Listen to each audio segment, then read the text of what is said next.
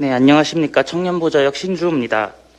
지금 우리는 피와 땀을 흘려 힘들게 만든 대한민국을 더 나은 나라로 만드느냐 아니면 지금보다 후퇴시키느냐의 갈림길에 서 있습니다. 그렇기에 이번 대선에서 반드시 승리하여 우리 후대에 더 위대한 나라를 물려주어야 하는 사명을 갖고 있습니다. 이재명 후보의 인기만을 바라고 내놓는 정책과 언행들은 대한민국을 더욱 망칠 것입니다. 대통령이 되기 위해 수단과 방법을 가리지 않는 모습은 안타까움을 넘어 처량해 보이기까지 합니다. 대통령이 되고 보자는 식의 일관성 없는 정책을 시행했던 선례들을 살펴보면 모두 망국으로 향했습니다. 이재명 후보의 포퓰리즘은 우리를 분명 지옥으로 향하게 할 것입니다. 북한은 도발을 이어가고 있으며 오늘 아침에도 전 세계를 상대로 협박성 발언을 했습니다. 하지만 민주당과 이재명 후보는 이에 어떠한 대응도 하지 못하고 있습니다. 이런 사람이 대통령이 되면 어떻게 되겠습니까? 대통령이 해야 될 가장 중요한 책무는 외부의 위협으로부터 국민을 지키는 것입니다.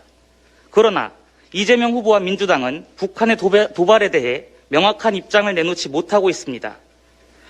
문재인 정권 내내 북한에 끌려다니던 모습을 다시 반복한다면 전 세계적인 조롱거리가 될 것입니다. 민주당과 이재명 후보는 나라를 송두리째 무너뜨릴 만한 기본소득 같은 정책을 생각할 시간에 대통령 본연의 임무부터 다시 공부하시길 바랍니다. 이재명 후보는 전과도 화려하고 손윗사람에게 막말을 일삼았으며 부인과 자식의 논란도 상당합니다. 이 정도로 후보 본인부터 부도덕한 사람이 대선 후보로 나선 적이 여태껏 없습니다. 그런 상황에서 시중에서 들은 이야기를 토대로 심소봉대하여 윤석열 후보의 주위를 공격하고 있습니다. 후보를 공격할 거리가 없으니 어쩔 수 없이 취한 전략이겠지만 참 한심한 작태입니다. 다른 사람을 공격하기 이전에 본인들의 후보에 대하여 자성을 먼저 해야 할 것입니다.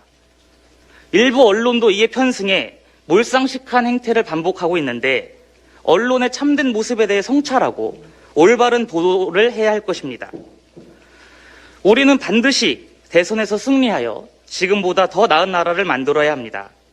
그것만이 앞 세대에 대한 은혜를 갚는 것이고 미래 세대에게 죄를 저지르지 않는 것입니다.